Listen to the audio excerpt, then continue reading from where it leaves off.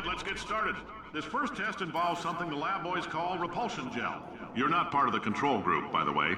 You get the gel. Last poor son of a gun got blue paint.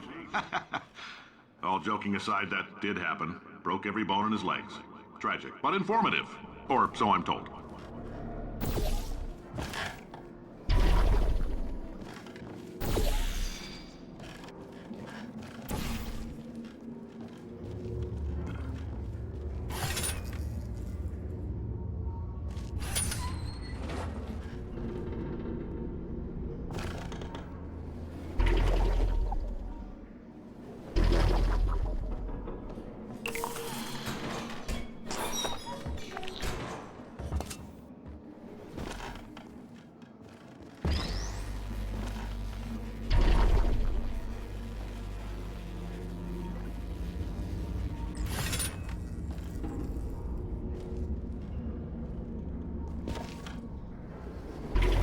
The lab boys just informed me that I should not have mentioned the control group. They're telling me I ought to stop making these pre-recorded messages. That gave me an idea. Make more pre-recorded messages. I pay the bills here, I can talk about the control group all damn day.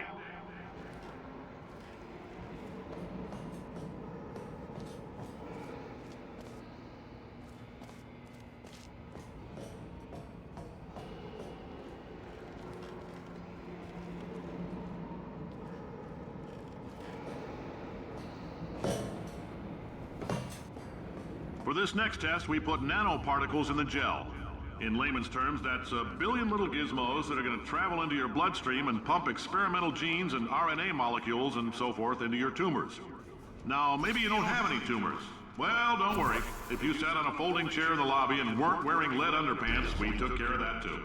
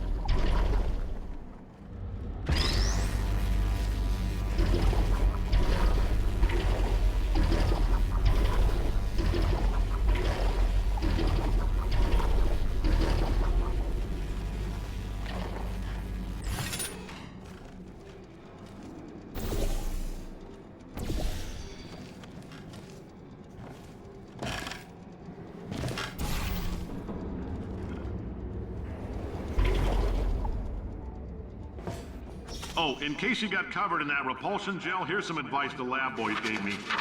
Do not get covered in the repulsion gel. We haven't entirely nailed down what element it is yet, but I'll tell you this, it's a lively one, and it does not like the human skeleton.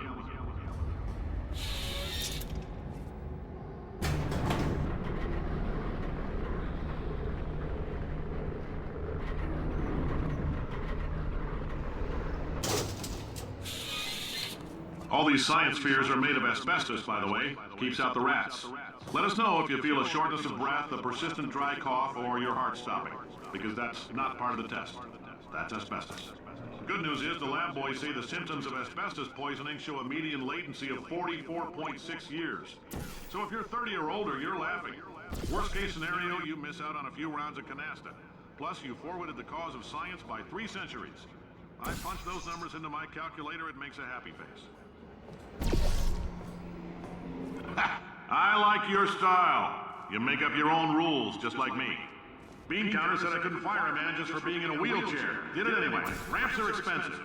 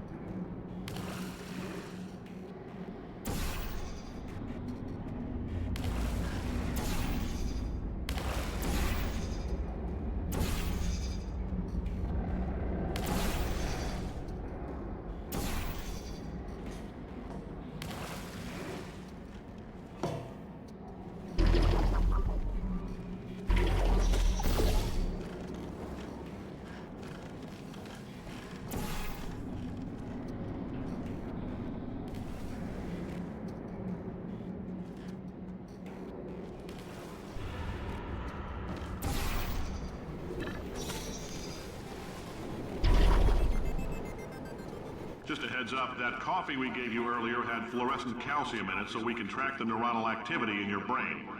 There's a slight chance the calcium could harden and vitrify your frontal lobe. Anyway, don't stress yourself thinking about it. I'm serious. Visualizing the scenario while under stress actually triggers the reaction.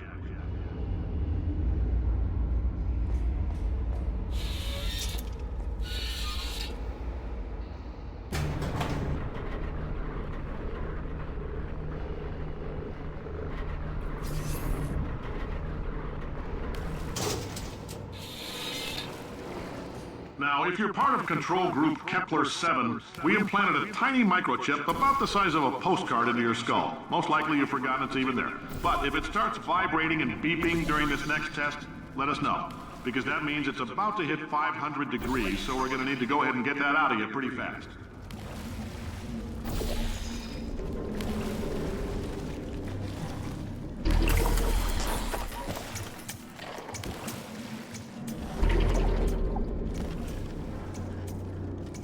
I'm telling them, keep your pants on. All right, this next test may involve trace amounts of time travel. So, word of advice, if you meet yourself on the testing track, don't make eye contact. Lab boys tell me that'll wipe out time. Entirely. Forward and backward. So, do both of yourselves a favor and just let that handsome devil go about his business.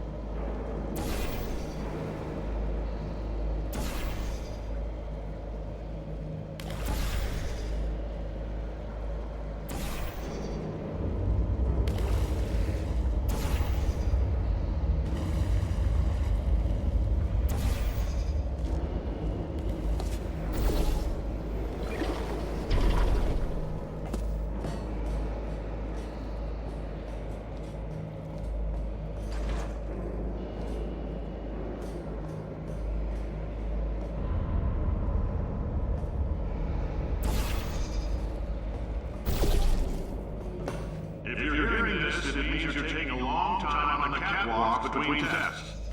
The lab boys say that might be a fear reaction. I'm no psychiatrist, but coming from a bunch of eggheads who wouldn't recognize the thrill of danger if it walked up and snapped their little pink bras, that sounds like projection. They didn't fly into space, storm a beach, or bring back the gold. No, sir, we did. It's you and me against the world, son. I like your grit. Hustle could use some work, though. Now let's solve this thing.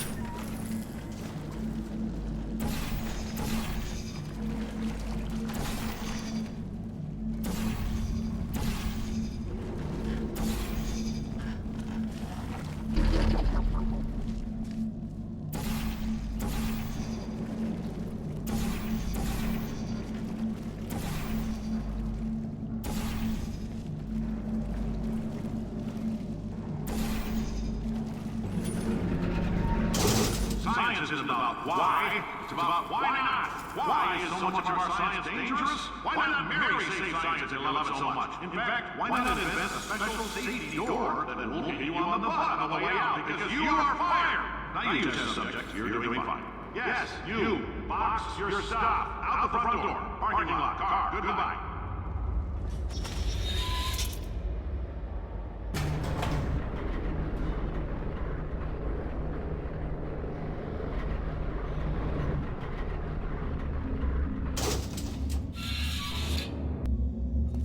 Congratulations! The simple fact that you're standing here listening to me means you've made a glorious contribution to science. As founder and CEO of Aperture Science, I thank you for your participation and hope we can count on you for another round of tests. We're not going to release this stuff into the wild until it's good and damn ready, so as long as you keep yourself in top physical form, there will always be a limo waiting for you. Say goodbye, Carolyn. Goodbye, Carolyn. She is a gem.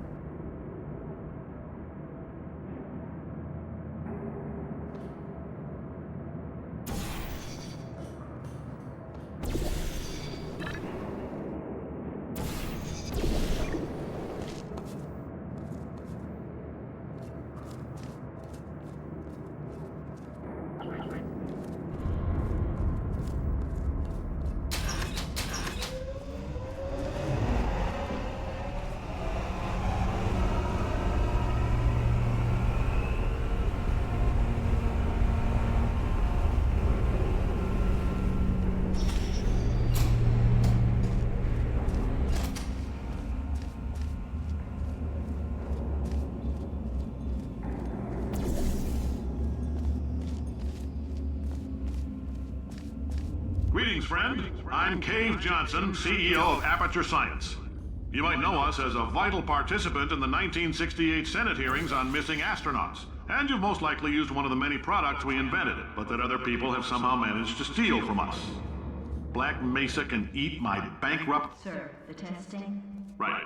Now you might be asking yourself, Cave, just how difficult are these tests? What was in that phone book of a contract I signed? Am I in danger? Let me answer those questions with a question. Who wants to make $60?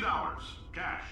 You can also feel free to relax for up to 20 minutes in the waiting room, which is a damn sight more comfortable than the park benches most of you were sleeping on when we found you. So, welcome to Aperture. You're here because we want the best, and you're it. No, couldn't keep a straight face. Anyway, don't smudge up the glass down there. In fact, why don't you just go ahead and not touch anything unless it's test related. If you're allergic to peanuts, you might want to tell somebody now, because this next test may turn your blood into peanut water for a few minutes. On the bright side, if we can make this happen, they're going to have to invent a new type of Nobel Prize to give us, so hang in there. The average human male is about 60% water. As far as we're concerned, that's a little extravagant. So if you feel a bit dehydrated in this next test, that's normal. We're going to hit you with some jet engines and see if we can't get you down to 20 or 30%. All right, we're working on a little teleportation experiment. Now, this doesn't work with all skin types, so try to remember which skin is yours, and if it doesn't teleport along with you, we'll do what we can to sew you right back into it.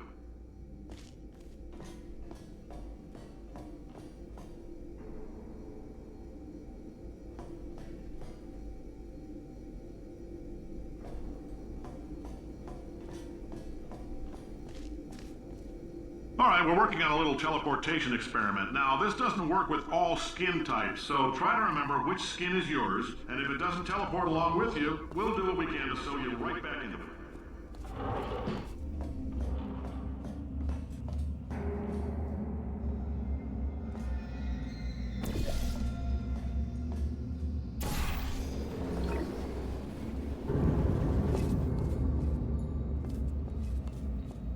Oh, hi.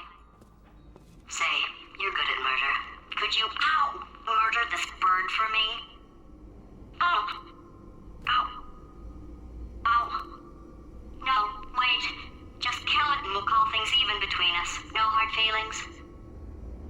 Please get it off me.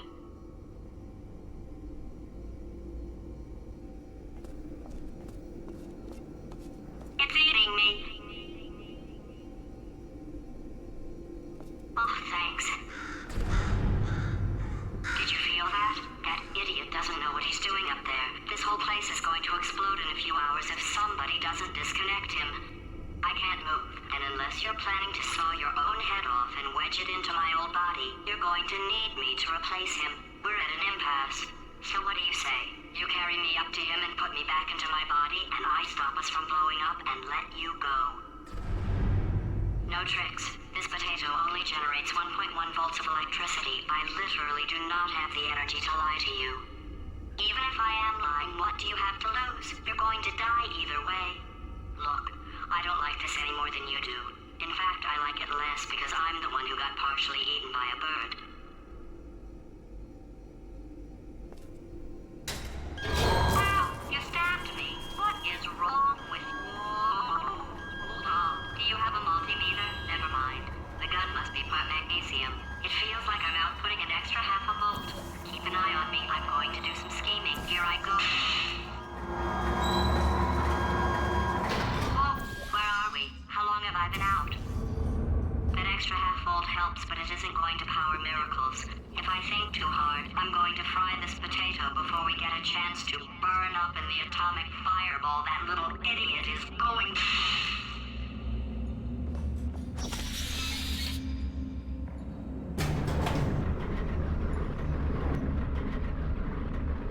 Did anything happen while I was out?